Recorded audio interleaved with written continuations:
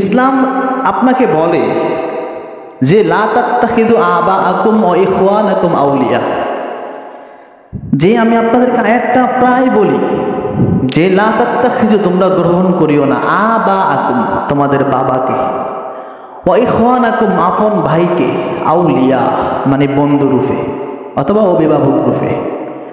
আয়াতের সুন্দর সুন্দর ব্যাখ্যা আমি আপনাদেরকে দিয়েছি। যেখানে বাবাকে গ্রহণ করতে নিষেধ করা হয়েছে, যেখানে ভাইকে গ্রহণ করতে নিষেধ করা হয়েছে, সেইখানে অন্য কারো কথা ওয়াজের মজলিস হলেই আমরা সেটা গ্রহণ করব না। আজকে জ্ঞান বিজ্ঞানের এত উন্নতির জামানায় মাহফিলের মধ্যে যদি বানোয়াট কোনো গল্প বলে সেটা আমাদের গ্রহণযোগ্যতা নেই। যেমন অনেকগুলো কথা আমাদের সমাজে রয়েছে, যে গত কয়েকদিন আগে আমরা একটা কথা শুনছি যে আব্দুল কাদের জিলানীর কুকুর নাকি বাঘ খেয়ে ফেলছে। কথাটা মিথ্যা কথা, কথাটা মিথ্যা কথা, স্পষ্ট মিথ্যা কথা। কারণ এই সমস্ত বিষয় নিয়ে আমি যথেষ্ট গবেষণা করেছি। আল্লাহ তাআলা আমাদেরকে হেদায়েত দান করুক।